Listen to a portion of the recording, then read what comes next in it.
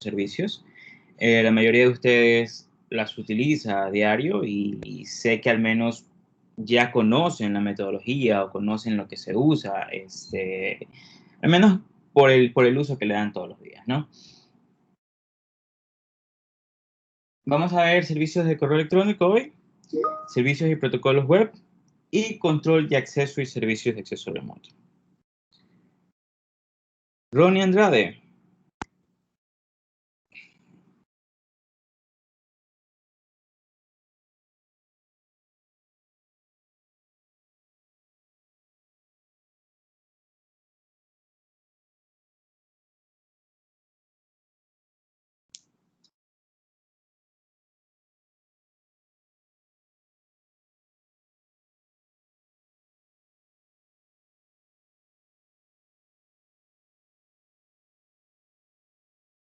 Ronnie Andrade.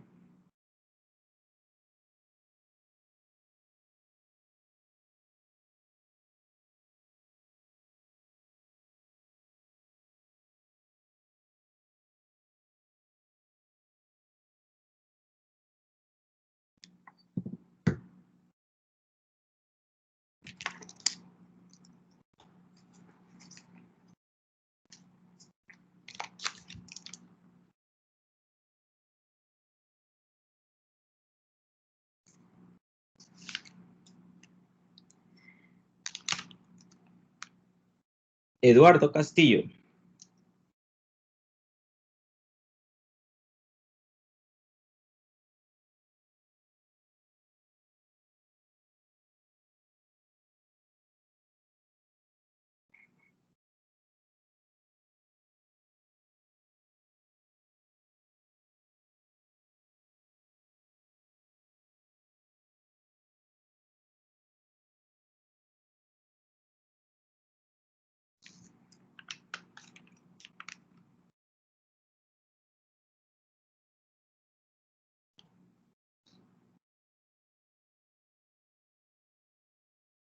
Ricardo Ceballos.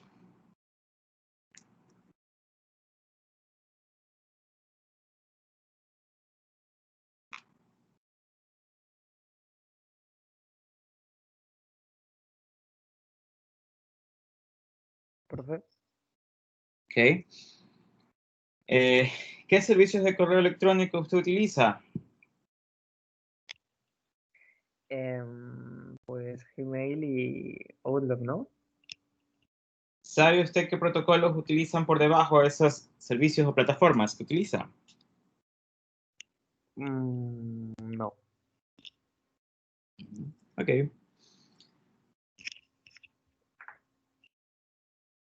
Jair Belis.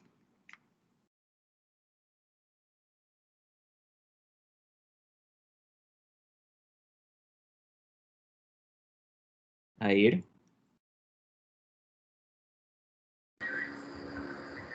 Buenos días, profe. Misma pregunta. ¿Qué servicios de correo electrónico usted utiliza? Outlook, Gmail, y la otra vez me descargué Proton Mail, que es algo de... es un correo electrónico de un VPN, que supuestamente es seguro. ¿Y qué protocolos utiliza? ¿Sabe? SM, SMTH, algo así, ¿no? O SMTP. XMTP y algún otro. ¿No? No recuerdo. César, ¿desea intervenir? Me acuerdo en algún momento cuando estaba seteando correos, me preguntaba por protocolos POP e IMAP o algo así.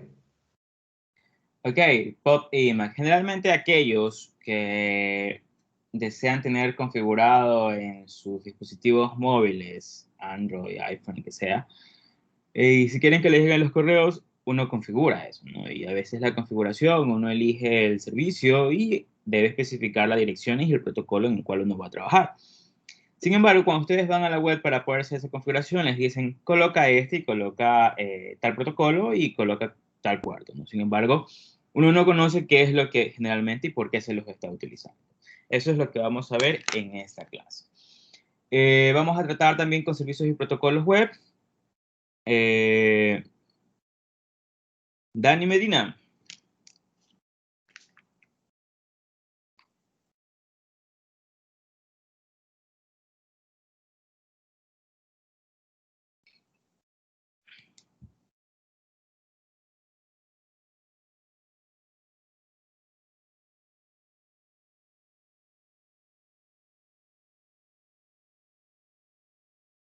Dani.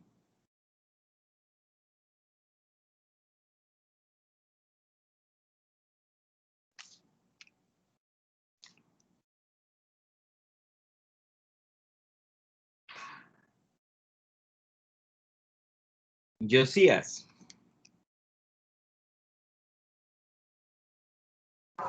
Sí, profesor, cuento. ¿Qué servicios y protocolos web usted conoce o ha utilizado?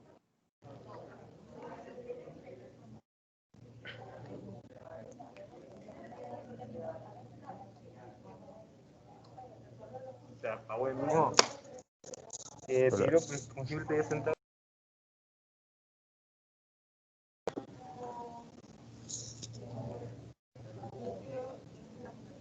Hola, hola. Sí. Profesor, ¿cómo está? Disculpe que estaba ahí. Estoy en el trabajo. Sí. Pero me podría repetir la pregunta. ¿Qué servicios y protocolos web usted utiliza o ha utilizado? O sea, los de siempre, HTTP, ese de ahí de los correos que estaban mencionando.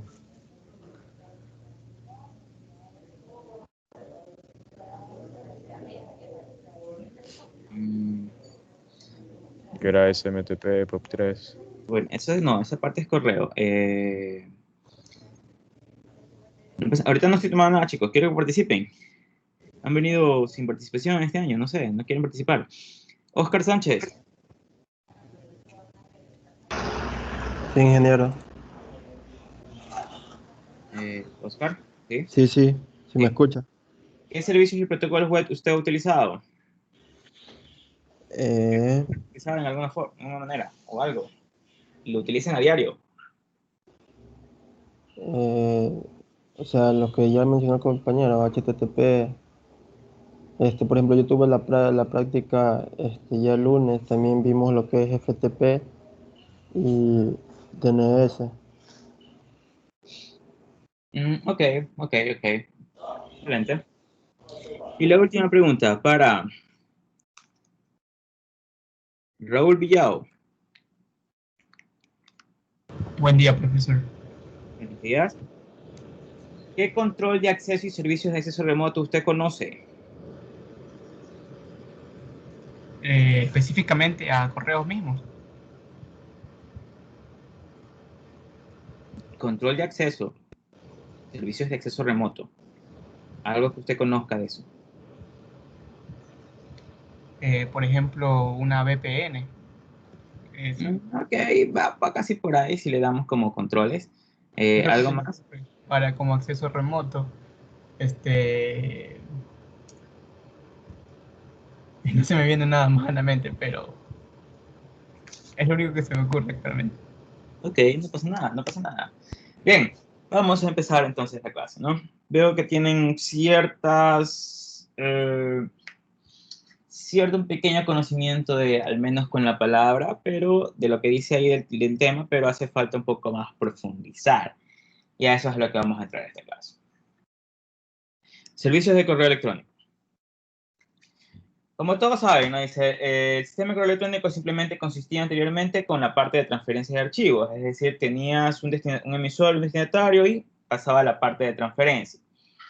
En el 1982 se publicó por la parte de ARPANET dos estándares. El primero es el RFC 821 para el protocolo, utilizando el protocolo de transmisión SMTP para la transferencia, y el estándar 822 que indicaba el formato del mensaje, es decir, el contenido, la emisión, el receptor, el destinatario, el copia oculta, el formato del mensaje en la parte de transferencia.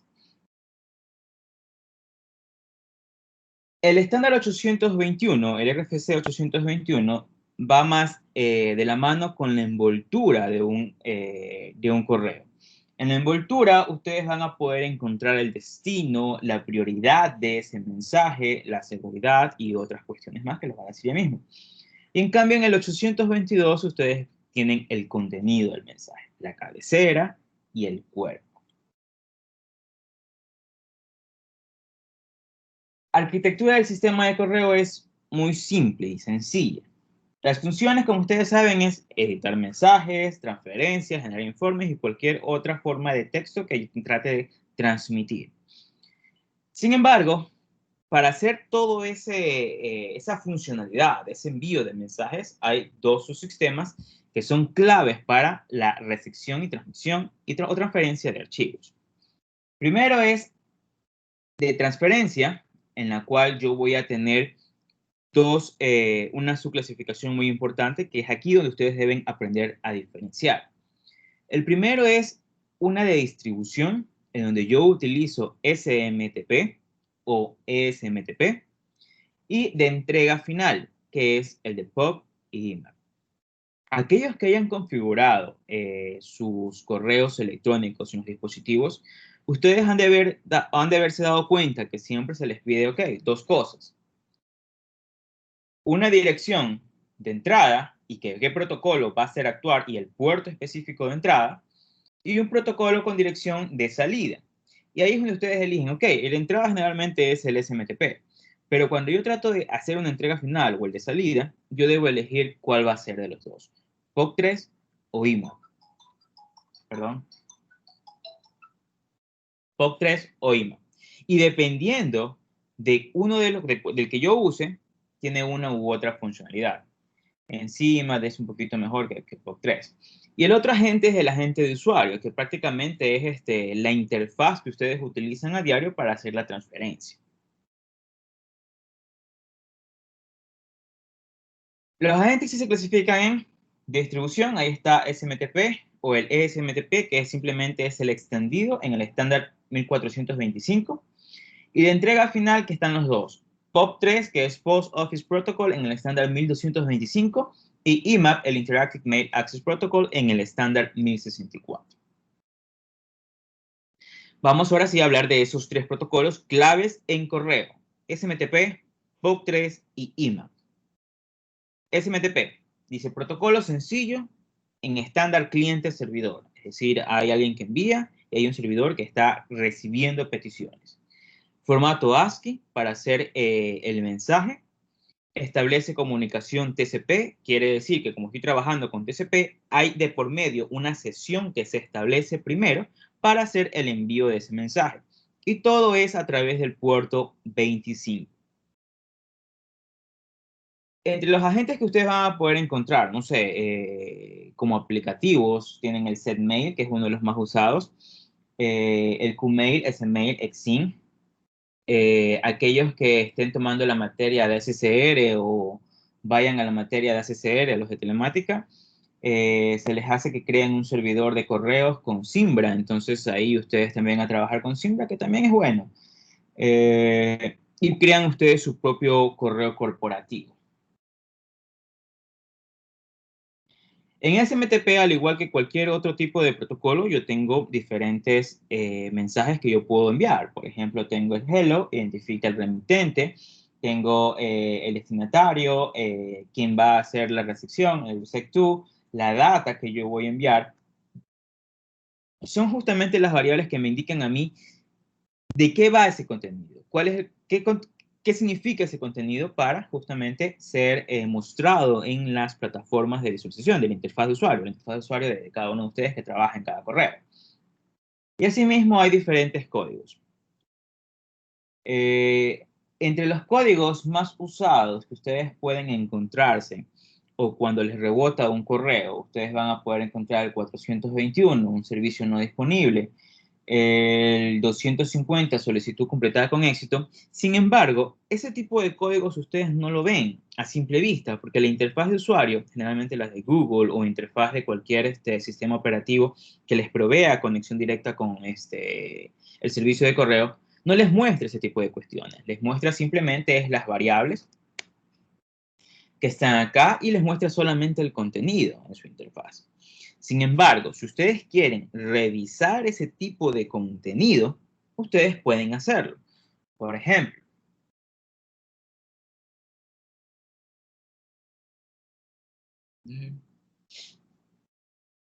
¿se logra ver mi Gmail, por favor? ¿Alguien que levante la mano o diga algo?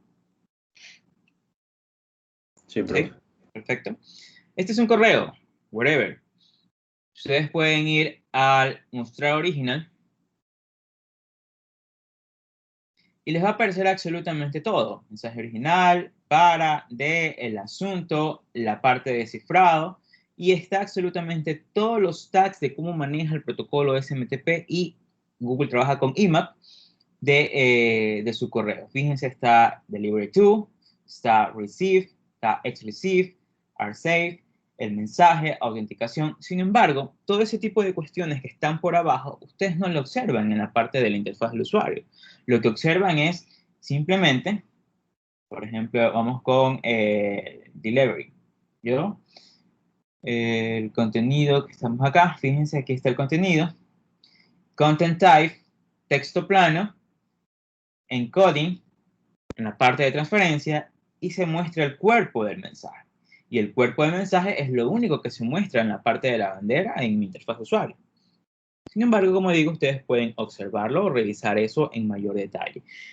Una de las cuestiones de poder hacer esto es, si ustedes logran conocer exactamente cada uno de los tags, cuál es el significado, ustedes van a poder encontrar si es que algún correo ha sido vulnerado, un correo está marcado como spam, dependiendo de los tags que ustedes encuentren ahí, ¿no?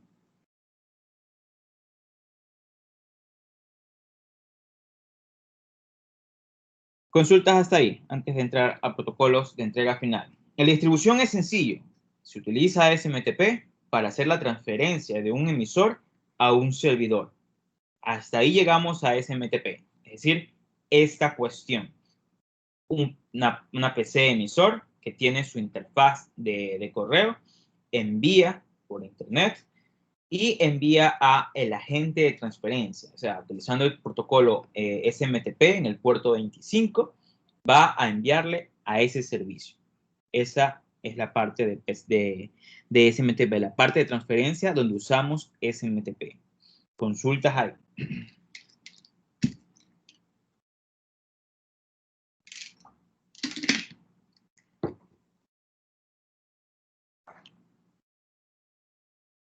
¿No? Ok. Sin embargo, si solamente usamos SMTP, existe un problema. La conexión a Internet o el mensaje en el que uno está tratando de enviar no es permanente. No puedo asegurar que el mensaje va a estar siempre en el servidor. Entonces ahí es que vienen los otros protocolos, POP3 o IMAP.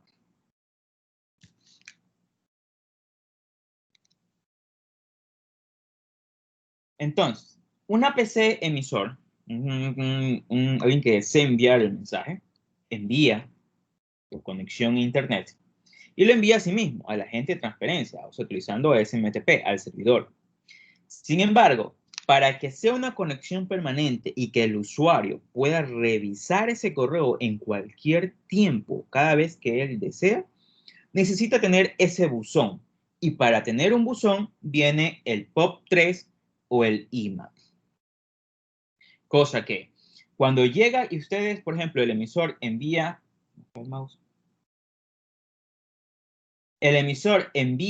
un correo, llega al agente de transferencia SMTP, lo almacena utilizando POP3 o IMAP para que se mantenga o se tenga persistencia de ese correo y que el usuario pueda recibirlo o revisarlo en cualquier momento. ¿Ok? Entonces, cada vez que hablemos de correos, ustedes deben siempre saber que necesito las dos cosas. SMTP para la transferencia y necesito almacenar eso para mantener esa persistencia utilizando un buzón de correo. Y aquí es lo que depende de ustedes o depende del servidor y pueden trabajar con POP3 o IMAP. Sin embargo, POP3 y IMAP hay una muy gran diferencia. POP3, Post Office Protocol en el estándar 1225. Y también con el 1969 porque fue con los cambios. Dice, tiene comandos para que un usuario establezca una sesión, es decir, un user, un pass, establecí sesión con mi servidor, se creó mi sesión TCP y puedo hacer transferencia. Tenemos también el de terminar, que es quick, tenemos el de obtenga mensaje, el return, y los borre, el del. Que son los mensajes, son simplemente comandos. El protocolo mismo consiste en texto ASCII y se asemeja a SMTP.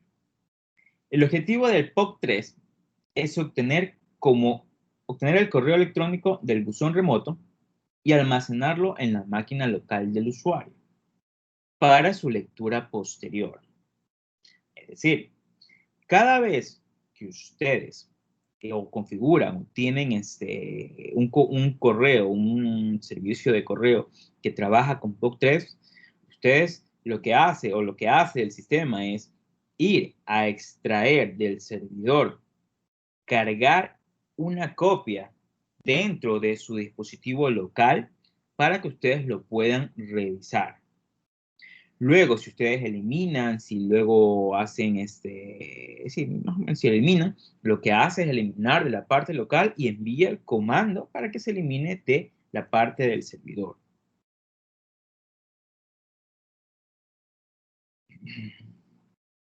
¿Ok? POP3 trabaja en el puerto 110. Sin embargo, existe una variación y como digo es la que más se utiliza. Ya hay más servidores trabajando con IMAP que con POP3. Una de las versiones que trabajamos ahora es IMAP, el Interactive Mail Access Protocol. Nació en el estándar 1064 y han habido evoluciones dependiendo de cómo ha manejado la tecnología, cómo ha ido avanzando en el estándar 2060. La idea en que se basa IMAP es que el servidor de correo electrónico mantenga un depósito central al que puede accederse desde cualquier máquina. Por lo tanto, a diferencia de POP3, no copia el correo electrónico en la máquina personal del usuario, dado que el usuario puede tener varias computadoras para consultar el correo. Y utilizamos ahí el puerto 143. Entonces, en vez de trabajar con POP3, que lo que hace es cargar una copia en una de sus máquinas, pero dice, y ese es el problema, si ustedes están trabajando en diferentes entornos, en los cuales ustedes tienen una computadora en la casa, una computadora en el trabajo y demás, se les va a cargar una copia en cada una de sus máquinas. Y no va a haber una actualización entre diferentes interfaces de usuario. Y ahí es que por eso estamos trabajando con IMAP. IMAP no te carga una copia en tu computadora local. Lo que hace es tener una pasarela para que te conectes al servidor que aloja el servicio y poderlo revisar ahí constantemente.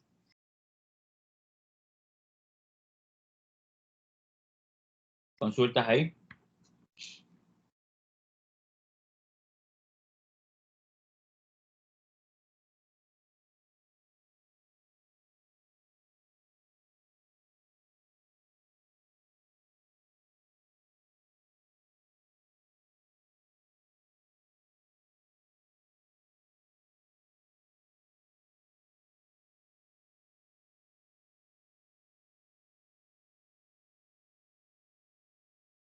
No.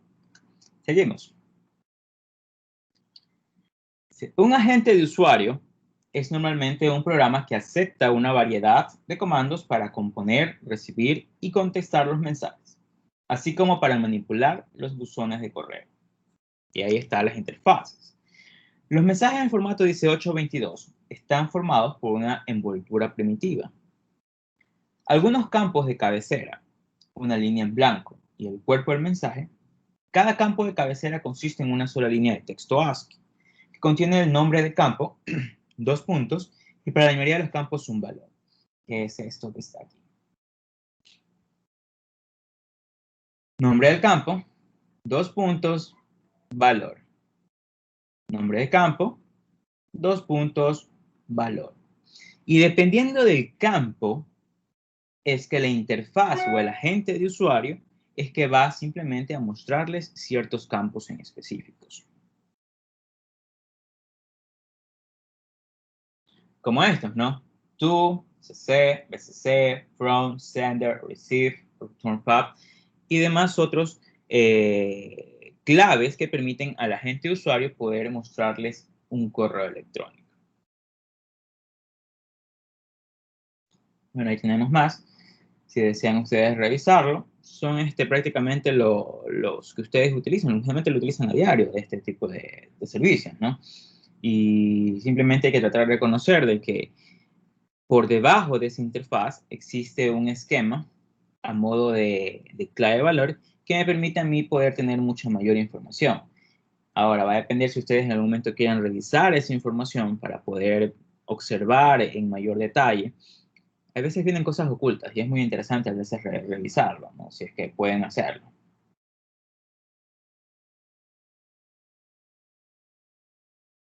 Ok, por ejemplo, aquí está, ¿no? From, to, BCC, BCC, con copia oculta. Copia oculta, pero sin mostrarle que se ha enviado la copia. Bueno, el asunto, la fecha, el ID del mensaje, la cabecera para saber el estado. El return pub, hacia quien deseamos regresarle la respuesta, recibidos y demás información.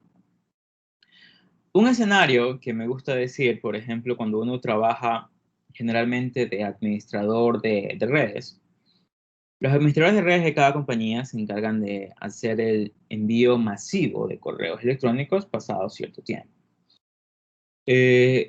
Obvio, manejando ciertas políticas. Por ejemplo, la política que maneja SPOL para el envío masivo de correos es que los correos masivos, es decir, para todo un grupo de usuarios o todo SPOL, deben ser enviados después de las 4:30. No sé si ustedes han visto en algún momento 4:30 y empiezan a llegar pura propaganda. Eso es la parte de correo masivo. Sin embargo, pasó algo interesante en el 2007, en febrero, justamente 23, con respecto a el envío masivo de correo y por eso se hizo una regularización con respecto al envío masivo de correos. Alguien se olvidó de de mandar ¿cómo es? Por ejemplo, no sé si ustedes han visto, por favor, alguien que me confirme, porque si no estoy hablando al aire. Ustedes han visto sus correos y los correos masivos generalmente tienen un D y un reply to, responder a, y son exactamente la misma dirección. No hay absolutamente nada más ahí en los correos masivos. Por favor, alguien que me diga, sí, eso se logra ver o observar. Por favor. O sea, ahorita mismo lo acabo de confirmar y sí, tiene razón. Sí, ¿verdad? Ok. Sin embargo, como digo, pasó esto en el 2007, en donde no enviaron todos los destinatarios como copia oculta y pasó que un administrador de redes envió un correo masivo en donde se mostraban absolutamente todas las direcciones de todos los correos a las cuales él envió. Eso provocó una multa de 600 euros por mostrar 42 direcciones que no debieron haberse mostrado. Entonces, por eso es que se manda con copia oculta de esa forma, por la regularización de que debe ser propiedad del usuario su correo y no debe ser divulgado.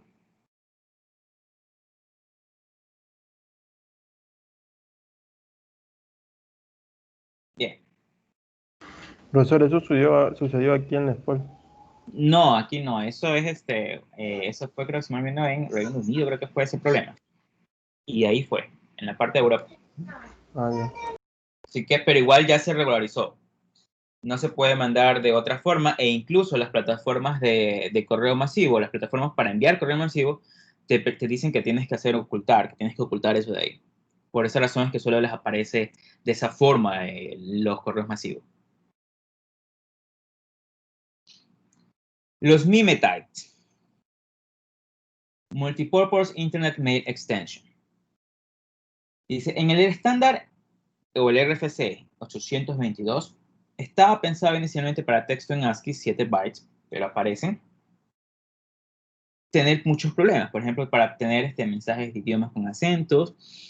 Este problema radica en que no necesariamente todos manejamos la misma lengua, manejamos la misma codificación en los correos electrónicos, es decir, una ñ generalmente no la usa uno de habla inglesa, entonces existen ciertos problemas justamente tratar de reconocer cómo es que yo debo enviar ese mensaje, enviar esa bandera, ese valor en el momento de la transferencia con el protocolo SMTP. Entonces se crearon los MIME types, los MIME, en donde se especifica qué tipo de MIME type o qué tipo de MIME tú vas a enviar. Un mensaje dice, por ejemplo, un mensaje en idioma con acentos español, y tú debes configurar que yo estoy trabajando con español. Mensajes en alfabeto no latino, mensajes en idioma sin alfabeto, mensajes que no contienen texto, audio y video. Para cada cosa que circula en la web, existe un MIME type. Y más, si ustedes van a tener que hacer una configuración o enviar, o están trabajando ustedes como desarrolladores web y necesitan enviar un archivo en específico por algún formulario o algo, ustedes deben configurar sus MIME types. Por ejemplo, el MIME type para imágenes, videos, si es MP3, 4 y demás. Entonces, por eso nació el MIME. Dice, MIME solo afecta a los agentes de usuario, ya que para SMTP es totalmente transparente. ¿Por qué? Porque la interfaz de usuario necesita reconocer cómo es que va a tratar esos datos que le están llegando. Si la ñ va a poder ser reconocida como ñ, si el ampersand va a ser reconocido como ampersand o como otro tipo de carácter dentro del contexto del MIME type que yo estoy usando. MIME version, por ejemplo. Déjenme ver si está aquí el MIME. Fíjense. MIME version. ¿Qué dice?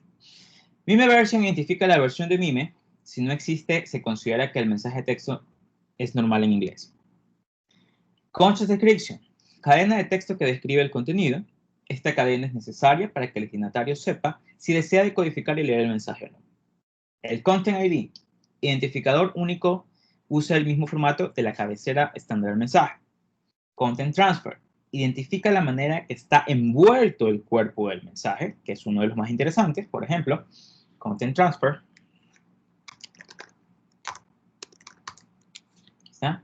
Content Transfer Encoding. El mío está simplemente como Quoted Printable.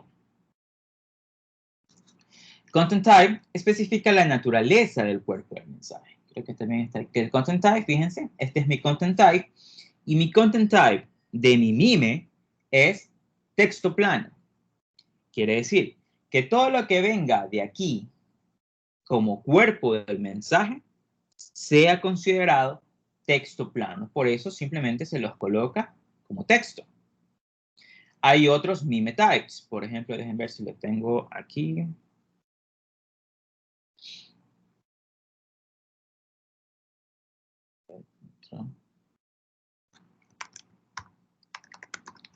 MIME types.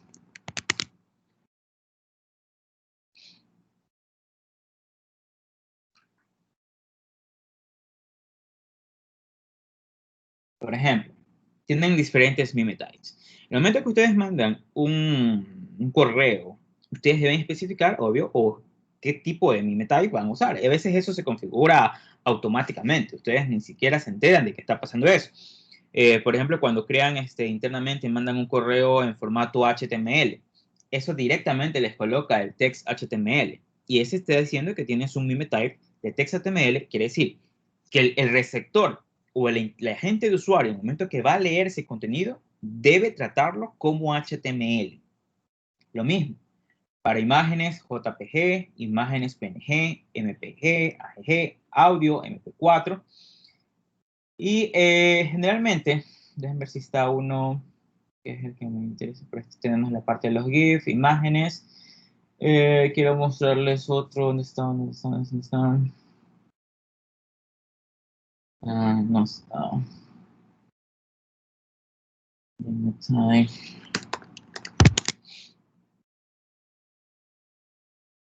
A ver si aquí aparece.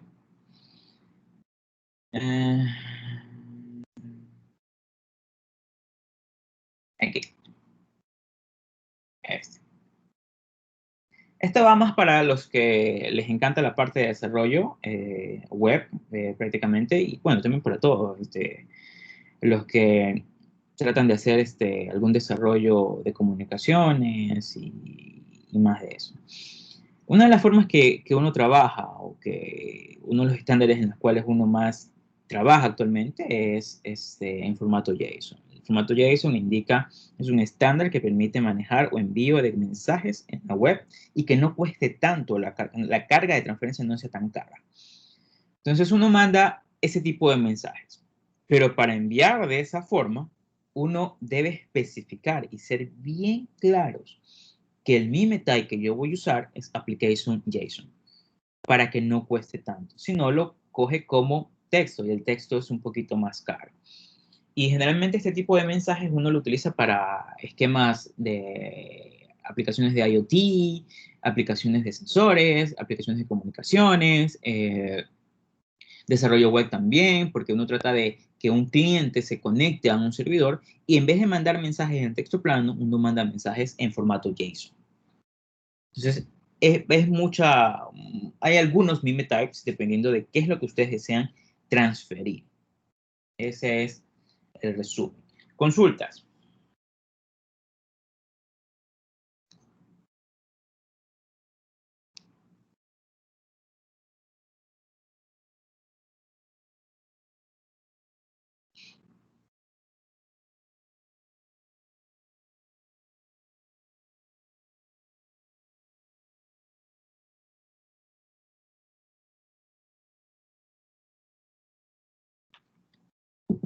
No.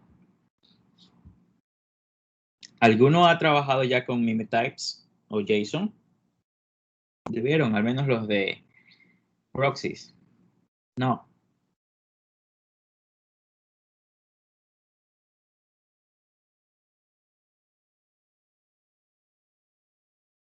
Hola. No, profe, no. Ni idea de qué eran meme types. Ok. Bueno. Vamos ahora a hablar de servicios de protocolos web. ¿Qué es un web service? Dice, es una colección de protocolos y estándares que sirven para intercambiar datos entre sistemas. Puede considerarse como una caja negra a la cual se proveen datos de entrada específicos, obteniendo como respuesta el conjunto de datos de salida correspondiente. Véanlo algo más sencillo.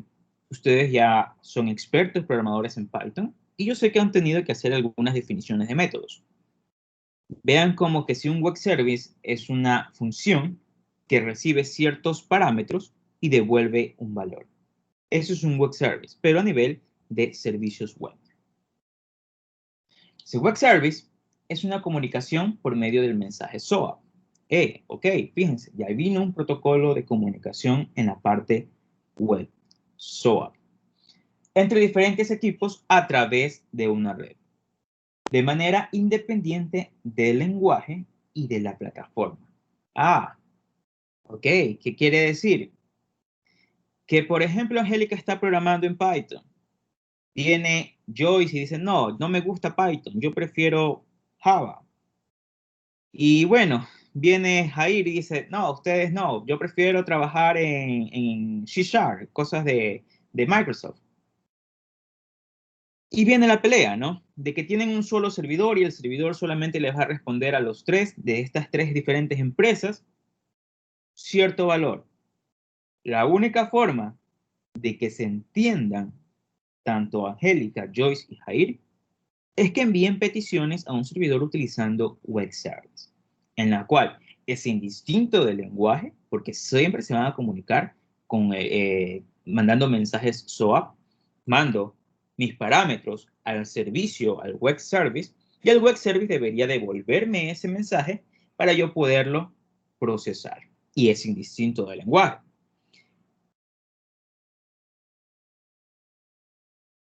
Los estándares... Profe, ¿Sí? o sea, en el caso que acaba de mencionar, ¿cuál sería el beneficio con respecto a si yo lo hiciera con un solo lenguaje? O sea, aparte de lo que ya dije. Por ejemplo, en el procesamiento sería más rápido o más lento dependiendo de cuál método use. Es indistinto. Usted puede programar en cualquier lenguaje. La aplicación, la parte del cliente. A eso que quiero que quede claro. El web service es un servicio que está alojado, está en un puerto activo y está esperando peticiones. El momento que usted dice, ok, yo necesito información de una base de datos, sin embargo, no puedo conectarme directamente a la base de datos. Entonces se proveen servicios que me permitan a mí hacer esa conexión. Usted dice, ok, por ejemplo, necesito la matrícula de tal, bueno, necesito, perdón, el horario de clases de José. Para mandar el horario de clases de José, dice, tiene un web service, por ejemplo, que solamente necesita la matrícula. Tiene usted programando su aplicación de cualquier tipo de lenguaje,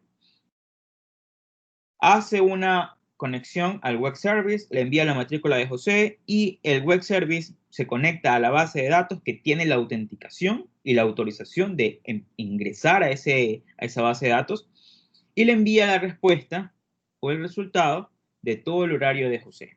Ahora sí, le envía un mensaje, es decir, le envía datos. Va a depender de usted en su aplicación cómo procese y muestre los datos. Por eso es que simplemente ustedes van a recibir mensajes. Y los mensajes son indistintos del lenguaje. Y una de las opciones ahí que se usa es SOA. Otra de las opciones también en web service es trabajar con JSON. Otra es trabajar con XML. Por ejemplo, aquí tenemos todas. Es con XML, trabajar con SOAP, trabajar con WSDL y también trabajar con UDDI. ¿Alguno ha logrado trabajar o revisar o conocer sobre esto? Yo sé que redes de datos no es no la toman todos al mismo tiempo, entonces deberíamos tener al menos estudiantes de otros niveles. Por favor, que nos den sus experiencias, si es que han trabajado. Sin miedo, chicos, por favor.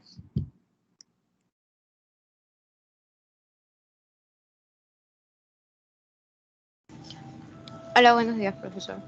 Hola, Angélica. En mi caso, este semestre estoy viendo DAO, desarrollo de aplicaciones web y móviles, y ahí te hacen trabajar o sea, uno tiene que trabajar con JSON y o sea, XML no he trabajado, pero sí te enseñan. Y también te mencionan sobre SOAP, pero no lo hemos utilizado. El que sí he utilizado bastante es JSON. Ok. Que uno pone un recurso en formato de JSON y lo consume desde la página web para poder cargarlo o hacer algo con. Ok, perfecto. Bien, ustedes se van a poder encontrar en la parte de servicios web este tipo de estándares, ¿no? XML, SOA, JSON, WSDL, UDI. Pero, ¿qué significan cada uno de ellos? Vamos a entrar a eso. HTML es el más común y ustedes ya lo conocen, ¿no? El protocolo de Internet para enviar mensajes, requerimientos o respuestas justamente mediante etiquetas. XML, que es la parte extendible. Nos estamos pasando, chicos. Por favor, digan, tenemos receso. Tomamos unos 5 minutos de receso, ¿ya? Y seguimos.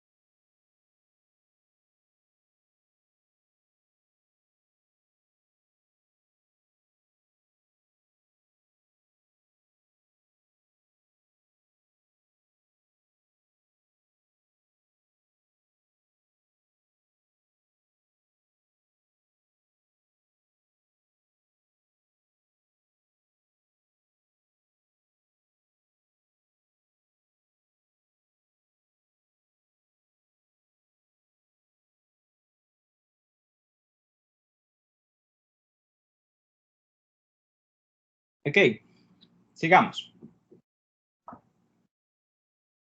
XML. Extensible Markup Language.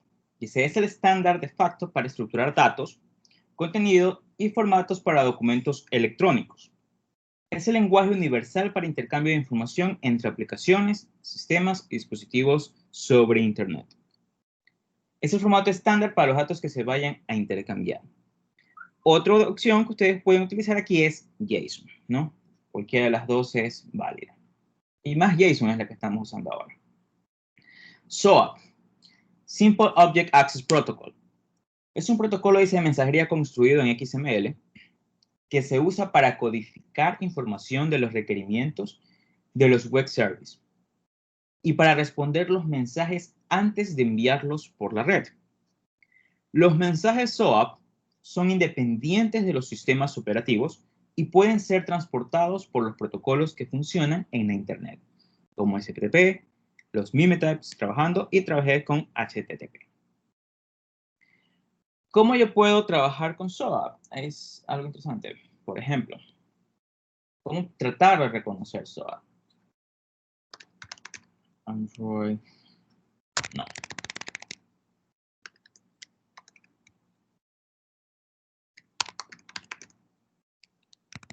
No me acuerdo la dirección.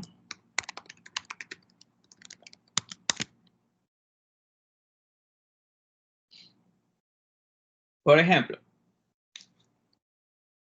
¿sí lo vieron en pantalla? Sí.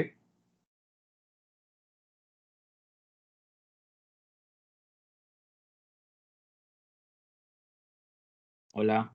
Sí, sí se ve. Ok. Después provee asimismo diferentes web services para todas las aplicaciones que tiene. Por ejemplo, el web service de materias y aulas.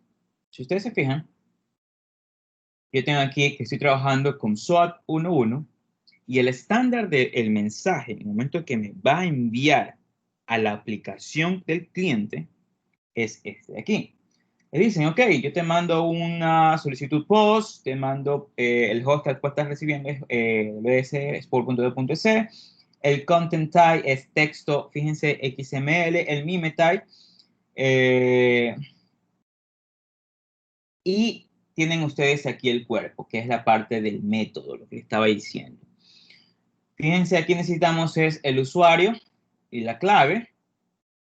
Y él te va a devolver es un entero, con aulas, dependiendo de la materia que tú tengas, ¿no? En un estándar XML. Y este es el cuerpo. Así tenemos un mensaje SOAP. Quiere decir que el cliente, la aplicación que ustedes desarrollen en cualquier lenguaje, debe tener la capacidad o estar programado para que reciba mensajes en XML y poder leer los tags que van a tener no los tags, sino más bien leer el contenido de cada uno de los tags que tenga el cuerpo del mensaje. Asimismo hay SOAP 1.1 y SOAP 1.2. Difieren no mucho en los tags que utilizan, no es mucha la diferencia, pero existen estos dos estándares para poder trabajar con ellos. WSDL, Web Service Description Language, dice, es el lenguaje de la interfaz pública para los servicios web. Es una descripción basada en XML de los requisitos funcionales necesarios para establecer una comunicación con los servicios web. El UDDI, en cambio, el Universal Description, Discovery and Integration, protocolo para publicar la información de los servicios web.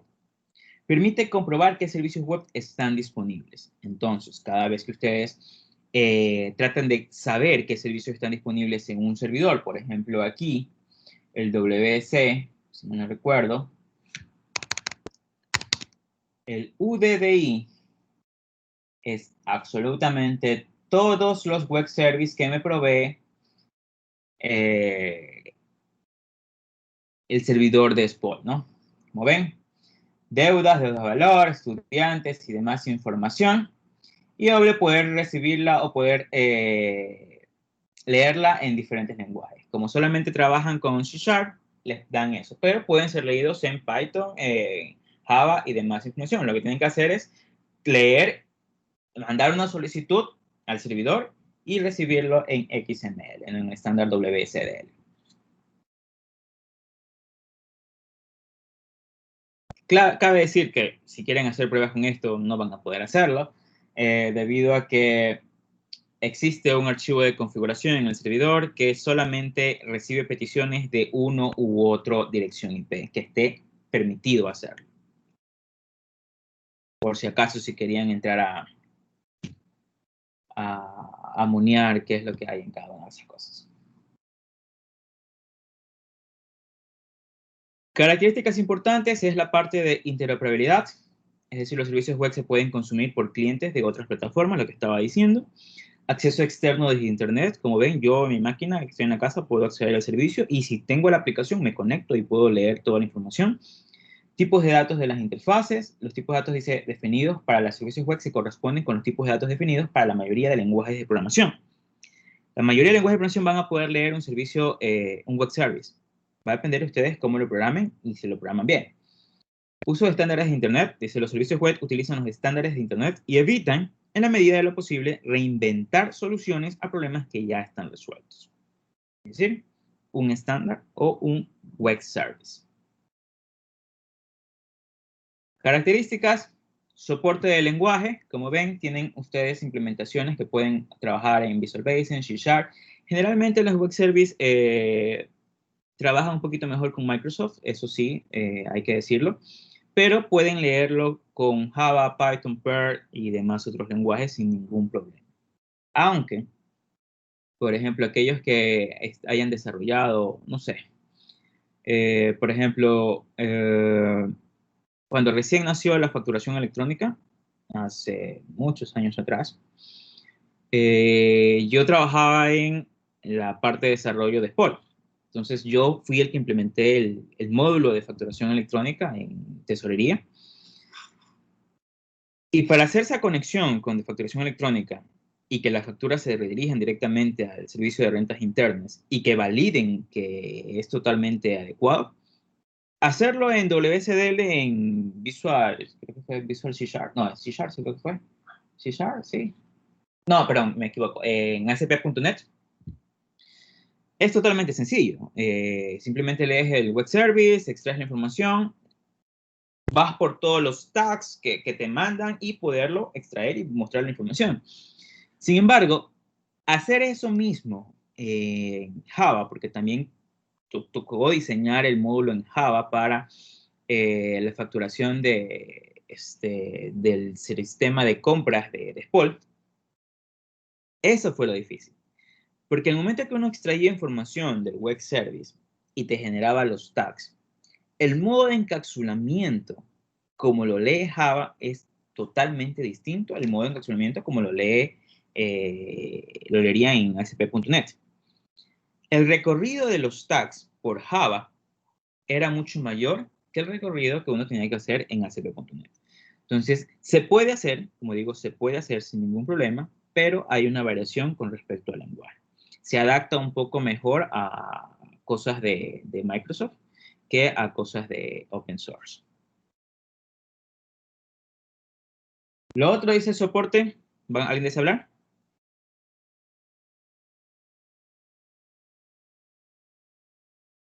Soporte para cualquier infraestructura de componentes distribuidos. Dice, los servicios web no están ligados a una arquitectura de componentes en particular. Los protocolos facilitan a nivel base la comunicación entre las distintas infraestructuras de objetos distribuidos. Por este motivo, únicamente es necesario preocuparse del desarrollo y utilización del web service. Eso es lo bueno. Porque, por ejemplo, la mayoría de facultades de Spol, en sí la FIEC, que es la que más hace desarrollo de aplicaciones, cuando ellos desarrollan alguna aplicación, le solicitan a la gerencia de tecnologías o a parte de CTI, creo que también, un web service. Porque generalmente las bases de datos y todo eso, la información y la data está alojado en el centro de datos de Spol. Sin embargo, para que las aplicaciones de FIEC puedan comunicarse y extraigan información, la gerencia les provee web service, que solamente pueden, obvio, comunicarse de los servidores internos de la FIEC.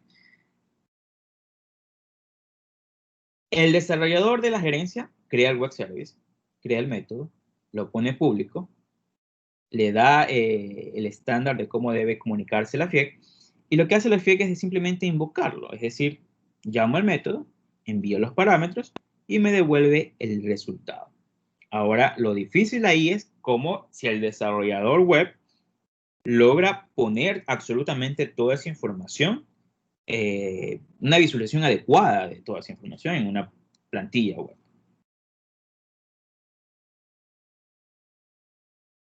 El esquema de funcionamiento de los web services es sencillo. Tienes un web service, por ejemplo, vienen los clientes se tratan de comunicar con el web service utilizando SOAP, y SOAP o el web service lo que hace es comunicarse lo que estaba diciendo a un proceso interno, generalmente una base de datos que me permita extraer información o crear algún mecanismo o algún algoritmo que necesite procesarlo y que le devuelva la información al cliente. Este mismo mecanismo es el que usamos, no sé quiénes de ustedes han escuchado el término microservicios. Entonces, actualmente, la mayoría de plataformas web, Facebook, Twitter y demás, ya no trabajan con un web service o trabajan a modo de un servicio centralizado, sino que utilizamos microservicios que me permitan crear diferentes métodos, diferentes funciones que trabajen independientemente y que permitan comunicarse, que permitan hacer la acción necesaria de ese microservicio. Es decir, por ejemplo, los que estén en Facebook, por ejemplo, quienes están en Facebook existe un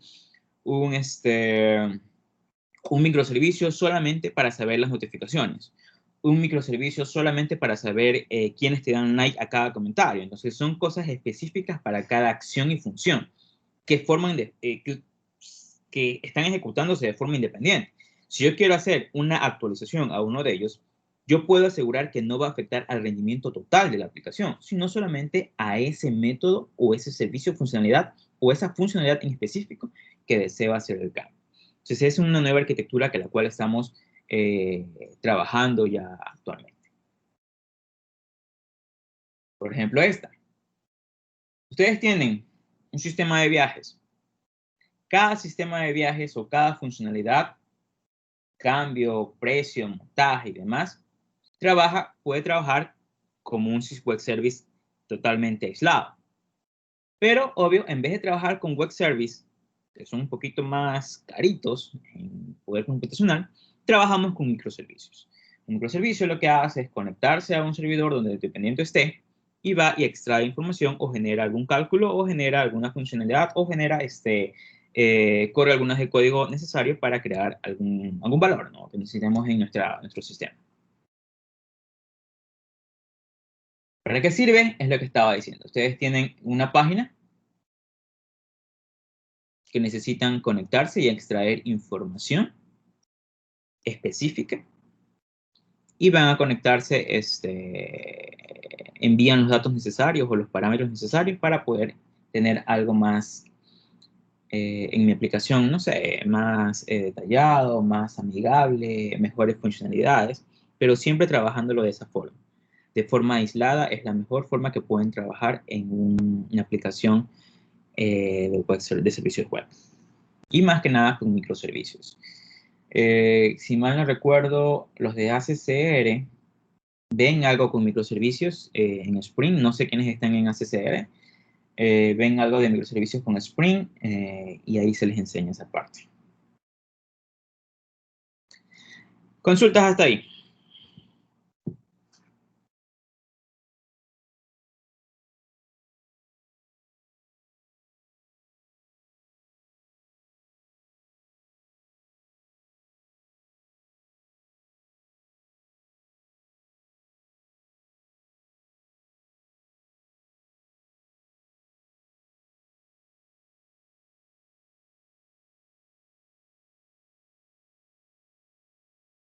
¿No? Ok, espero que al menos tengan un conocimiento un poco más amplio de la parte de servicios web con los diferentes protocolos que se utilizan. Vamos a entrar ahora al tercer tema. Control de acceso y servicios de acceso remoto. Lastimosamente, ustedes no pudieron trabajar con los equipos en laboratorio y no pudieron ver esa forma de conexión hacia los equipos que uno utiliza, ¿no? ¿Qué es un servicio, dice, de acceso y control remoto? Los servicios de acceso y control remoto permiten, mediante la utilización de determinadas aplicaciones de software, establecer conexiones con equipos a distancia y administrarlos de manera centralizada, sin necesidad de acceder a ellos. En el caso de que se disponga de equipos que no tienen teclado o pantalla, o bien de servidores apilados en un rack, o que no estén físicamente presentes, es muy importante contar con mecanismos que permitan administrarlos remotamente de forma cómoda, rápida y segura. ¿A qué vamos con esto? Ustedes en un data center van a encontrar una pila de servidores, ya sea modulares, sea en torre, diferentes racks apilados. Sin embargo, este tipo de equipos, por cada uno de ellos, no es que yo tenga absolutamente un teclado y un software, un sistema operativo y un mapper, un monitor que me permita a mí simplemente dedicarme a hacer configuraciones y monitorear solo un equipo, sino que yo tengo una pila de equipos en la cual yo debo conectarme a cada uno de ellos para hacer las modificaciones o las administraciones, configuraciones necesarias para mi red. Para poder hacer eso, yo tengo que conectarme remotamente, es decir, desde mi máquina, donde sea que esté, o desde si estaré en sitio, solamente van a encontrar una sola máquina que permita conectarse a sus diferentes servidores. Y puedo trabajar ahí con dos cosas. Una, trabajar en modo texto, que es lo que ustedes van a encontrar en la mayoría de data centers o servicios o administración de servicios, es como van a encontrarlos. Por tal razón, aquellos que están trabajando o que son de telemática y que van a la parte de redes, y aquellos de computación que se dedican, que quieren enviar información o proveer una herramienta de administración, solamente lo que van a encontrar es modo texto. Es decir, van a poder trabajar a modo de CMD, consola, terminal, con pantalla negra a modo de texto. Es la manera en la cual ustedes van a encontrarse en la mayoría de administración de servidores. Para yo poderme conectar a esos servidores, yo tengo Telnet, tengo RLogin y tengo el Secure Shell, el llamado SSH. Va a depender cuál ustedes configuren. Sin embargo, Telnet, que trabaja en el puerto 23, no es seguro. En cambio, SSH, el Secure Shell, es seguro. Entonces, uno trabaja más con SSH que trabaja en el puerto 22. Otra opción de acceso remoto, dependiendo si es que el cliente o el servidor al cual yo deseo conectarme tiene el servidor que me permita acceder, pueden trabajar con entornos virtuales, el bien llamado acceso remoto que ustedes tienen en sus computadoras de Windows o en una computadora Unix, que también se llama la VNC, para poder conectarme de forma remota. O lo que ustedes hacen actualmente cuando prestan un laboratorio, ¿no? Que tienen acceso remoto a una máquina y les dan la interfaz gráfica. Cuando hacen eso, ok, están trabajando en una máquina remota, pero cuando quieren trabajar a forma de servidores, ustedes no van a tener eso. Entonces, es bueno que se acostumbren a trabajar a modo de terminal aquellos que desean irse por esta parte de administraciones. El servicio SSH, que es el que vamos a hablar. Dice, esta herramienta permite establecer conexiones seguras entre máquinas remotas. Su funcionamiento se describe en el estándar 4251. Las principales características del servicio SSH son las siguientes. Utiliza el puerto, ya dije, 22, TCP y UDP. ¿Okay? Trabaja en ambos.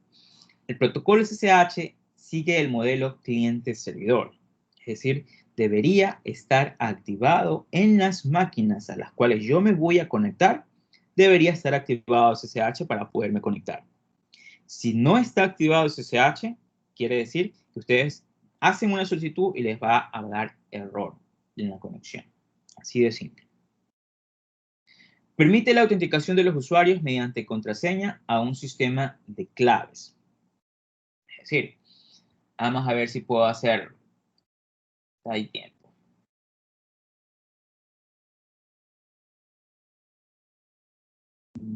Déjenme habilitar una terminal.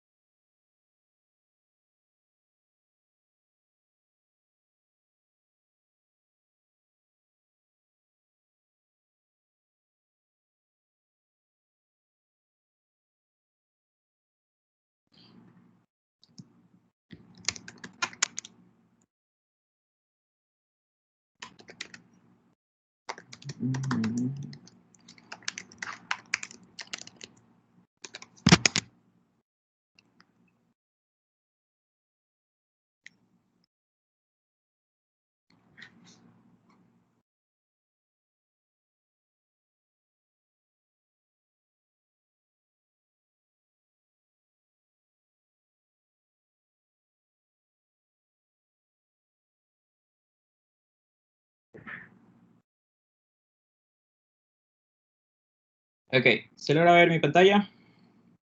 Por favor. Sí, profe. Sí. Ok, yo me estoy tratando de conectar a otra máquina que tengo aquí en mi casa. Fíjense, SSH, mi usuario, arroba la dirección IP a la que yo deseo conectarme. Ahorita no tengo activado el puerto 22 SSH en esa máquina. Voy a activarlo para probar.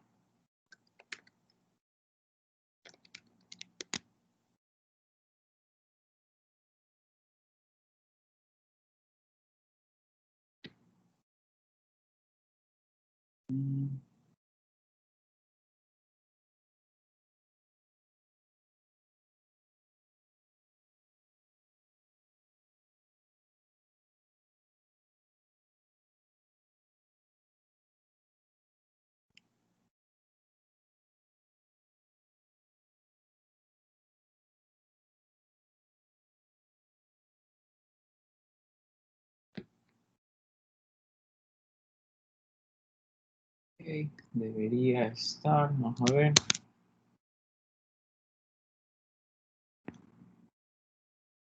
Ok, fíjense. Activé el SSH en mi máquina, en la otra máquina.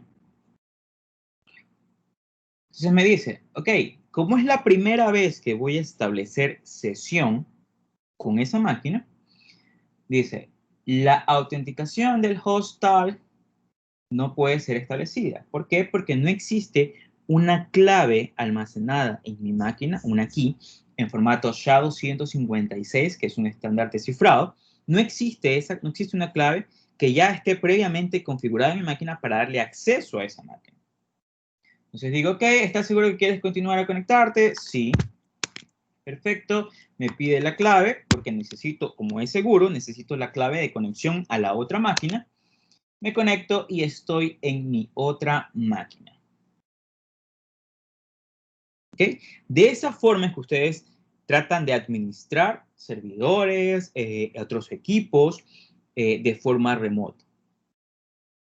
SSH, el usuario y la dirección. Y obvio, existen otras etiquetas o tags que te permiten trabajar o decir, no, yo necesito una conexión remota que utilice cierto algoritmo de cifrado en mi comunicación y lo coloco antes de hacer una llamada a petición de acceso a esa computadora.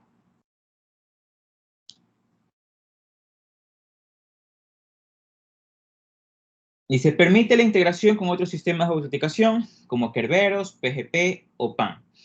Esto estaba diciendo, ¿no? Por ejemplo, si ustedes quieren que la autenticación se vaya a un servidor LDAP que me permita leer el nombre o el usuario y la contraseña de un usuario y acceder a una máquina local. También se lo puede configurar. Sin embargo, aquí en la sesión, cuando yo la llamo, por ejemplo, voy a salir, cuando yo llamo, debo especificar las etiquetas, creo que era el OAuth, y la dirección de donde yo deseo irme a conectar, ¿no? Para poder entrar a una máquina. Obvio, hay que tener los servidores instalados y demás otras cosas, pero eso ya no puedo trabajarlo aquí directamente en mi caso. Y está implementado para la mayoría de sistemas operativos y plataformas. Ustedes pueden hacer esto en algún Windows, Linux o Mac, pueden trabajar sin ningún problema.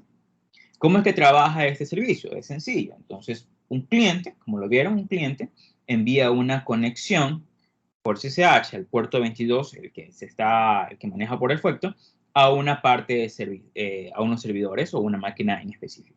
Cuando hacen ese port forwarding de comunicación y que se ha autenticado, se genera una conexión segura entre ambos. Conexión insegura si estuviéramos trabajando con Telnet. Es decir, que si hay un agente en medio y si estoy trabajando con conexión insegura con Telnet y si estoy desde mi casa y un agente interviene en esa conexión, ese agente va a poder entrar a mis servidores. Y yo mismo le he dado el paso a acceder a esos servidores. Cliente SSH. Dice, el cliente SSH es una herramienta de software que permite al usuario, desde una máquina remota, solicitar el establecimiento de conexión segura al servidor. Yo simplemente he trabajado con terminal. Como ven, yo trabajé con un entorno CMD y me conecté porque es prácticamente como yo trabajo absolutamente todo.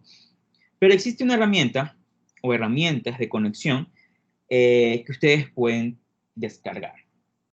Una de las herramientas para poder tener esta parte de conexión SSH, si mal no recuerdo,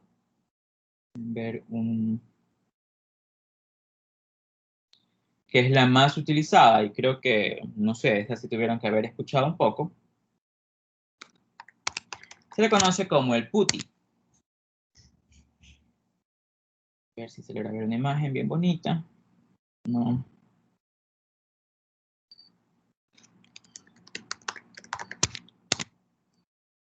Una imagen. Bien.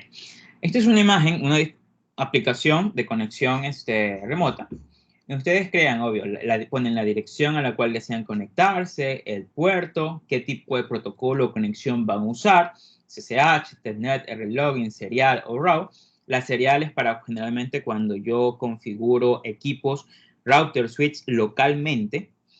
Y simplemente con esa configuración me conecto. En vez de yo trabajar de esta forma, yo simplemente a modo terminal. Lo interesante de SSH es que no solamente me permite a mí hacer una conexión y trabajar y tener acceso a una máquina remota y poder, no sé, eliminar, crear un nuevo archivo, ver la configuración y otras cosas. También existe la orden CSP, que también viene en la parte de SSH, la cual nos ayuda muchísimo para la transferencia de archivos en específico. Por ejemplo, si ustedes quieren, desde su máquina local, su computadora, desean transferir un archivo a un servidor remoto, utilizan SSP. Dice, permite realizar transferencias simples desde la línea de comandos.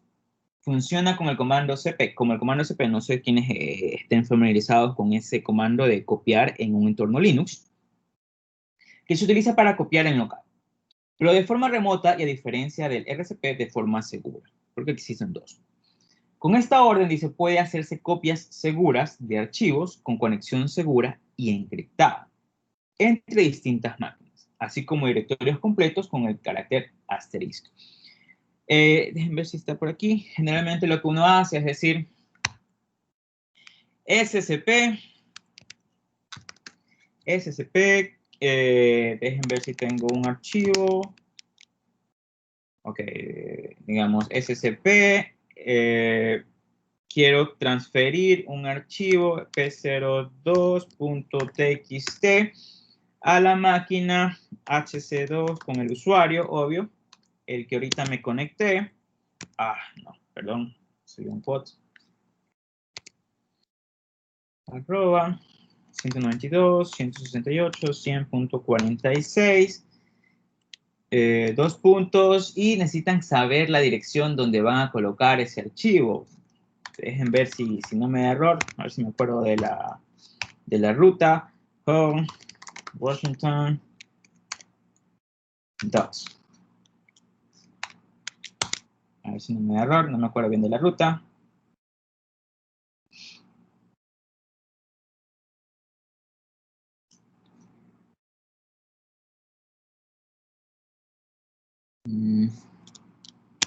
Me conecta.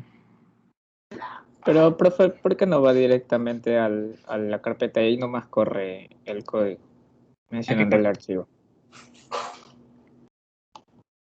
No, a ver, por ejemplo, yo estoy ahorita, esta es mi máquina. Esta que está aquí es mi máquina. Yo estoy ahorita en mi máquina. Yo de mi máquina deseo enviar un archivo a la máquina remota. Entonces, Ok.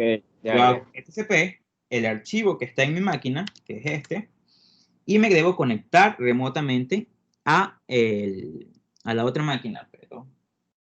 Y ahí es que colocamos HC2, el cliente. Déjenme ver qué pasa para ver si logramos transferir. Déjenme ver la dirección, porque eso sí es importante. Necesitamos saber bien la dirección donde deseamos almacenar ese archivo. Déjenme ver dónde puedo mandarlo, que no tenga problemas de autenticación.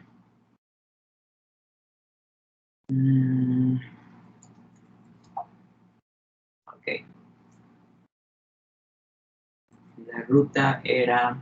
Ok, ahí está. Entonces voy a conectarme a HC2, Tango Whiskey Victor. La ruta 192.168.100.46, dos puntos, y la ruta es users, HC2 y docs.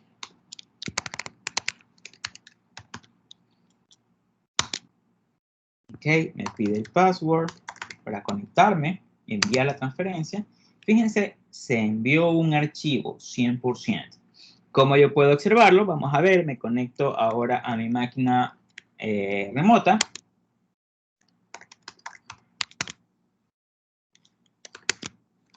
CD docs.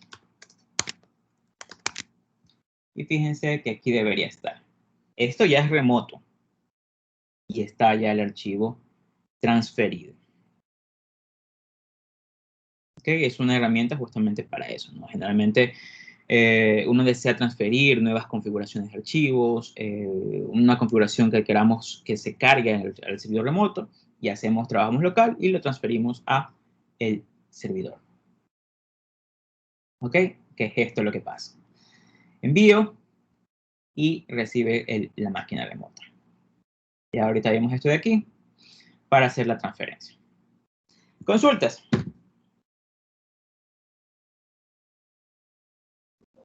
Esto es la última práctica. ¿Podría Podemos repetir? descargar archivos y así mismo subir un archivo. ¿Podría repetir? ¿Se le cortó? Te digo que sí, esto se parece más a lo que vimos en la última práctica, que era de un servidor y 3 computadoras, que podíamos descargar archivos del servidor y subir también. Correcto, pero esto ya es a modo consola, lo que les acabo de mostrar. Sí, creo que también en la práctica ustedes, en cambio, habrían una terminal o algo así, no me acuerdo bien la práctica cómo era. Habrían una interfaz de usuario y usamos se le está cortando, ¿puede repetir? No, nada, pero solo decía que sí usábamos como Ok, en cambio acá es a modo de terminal, a modo consola. ¿Cómo es que como de verdad ustedes van a poder encontrarse o toparse en la industria, en la parte de profesional? Entonces, las pueden usar. Y es sencillo, no es difícil, simplemente como vieron, hay que saber bien la dirección donde deseamos almacenarlo en la parte remota, si no, no va a poder enviar, transferir ningún archivo. Más consultas.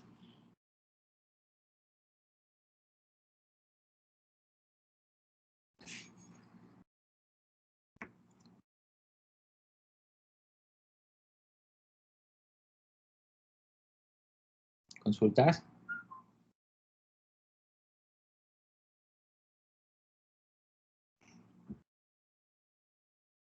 Consultas.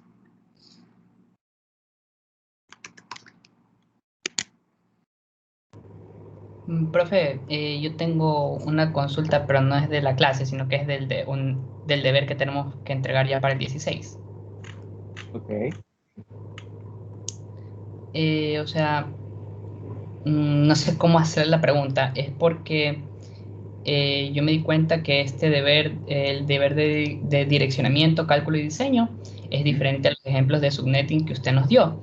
Entonces, yo busqué referencias en internet, o sea, porque como es un deber y todo, y no sé si lo he hecho bien, o sea, porque se supone que tenemos que, a partir de la dirección de IP que nos dan, tenemos que encontrar el número de bits de red, números de bits de su red, entonces no sé cómo preguntarle si lo hice bien o no. Siguiente pregunta. Ese trabajo nace o debe partir desde la máscara original de esa dirección, es decir, la máscara con clase. Ay, ay, entonces creo que sí lo hice bien. Deben salir primero ustedes qué máscara con clase hay y a partir de ello salen las diferentes subredes. Entonces creo que sí lo hice bien, profe. Perfecto. Ah, y profe, discúlpeme, pero la segunda pregunta que le quiero hacer tiene que ver es con la lección de hoy día. O sea, no sé si es que usted nos podría ayudar porque al menos el día de hoy la mayoría, creo que yo y la mayoría de mis compañeros estuvimos un poco más callados o decaídos que de costumbre. Es porque la lección como que sí nos, o sea, sí nos cogió un poco fuerte. No es porque estuviera difícil, sino que habían unas preguntas o sea, nos demoramos porque teníamos que andar convirtiendo a binario, entonces queríamos saber si es que usted nos podía ayudar o algo. Voy a eliminar la lección de hoy. Tomaremos lección el viernes. ¿Ok? Sin embargo, aclaro esto. Vi algunas, revisando así al azar, que vieron muchos cambios de pantalla. Tomaré lección el viernes. Voy a eliminar esta, tomaré lección el viernes. Pero si el viernes hay un cambio de pantalla, eso es automáticamente 0. Y no quiero excusas. Profe, que hagan eso de ahí, porque por ejemplo, hay muchas salidas de pantalla por cada pregunta y eso es copia directamente. Seamos sinceros, chicos. Quizás o sea, no es usted, pero el que de verdad lo hizo, por favor, chicos. O sea, la lección puede decir, ok, el tiempo puede ser poco, sí, pero la lección no estaba difícil, no era difícil.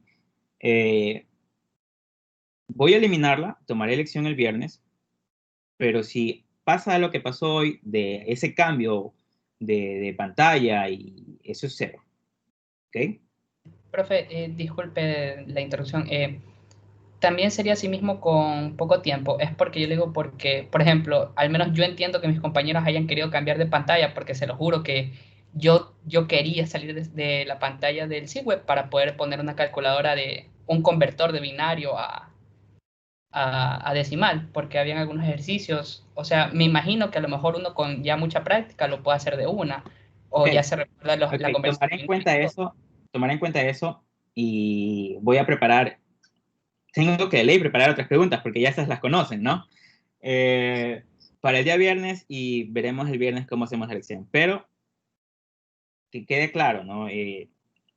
La primera salida y que a mí me genera alerta, eso es 0.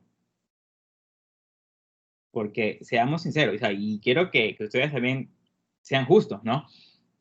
Que unos tengan esfuerzo y otros no. Entonces, problema. Y bueno, lastimosamente, chicos, ya toca, ¿no? Porque ya nos pusieron esa funcionalidad para poder hacer un sondeo más, no sé, mejor que el que se tenía. Así que, Mejor. ¿ok? Profe, Gracias. y la nota anterior no va a valer para nada. Voy a eliminar la lección, voy a eliminarlo. ¿Ok? Nos vemos el viernes. Gracias, entonces. Conste que estoy hablando lo del 0. Mucho cuidado, no quiero poner 0, chicos. Y nos vemos el viernes para ver FTP y DNS. Espero que hayan aprendido bastante, a pesar de todo, de este día. Y con respecto a servicios, ¿no? Que para mí es una clase muy interesante la de servicios, porque ya es prácticamente cómo ustedes manejan las diferentes aplicaciones ya en la parte profesional. Y al menos reconocer los protocolos. Bien, nos vemos el miércoles. Gracias. Bien, cuídense mucho. Buen día, profe, gracias.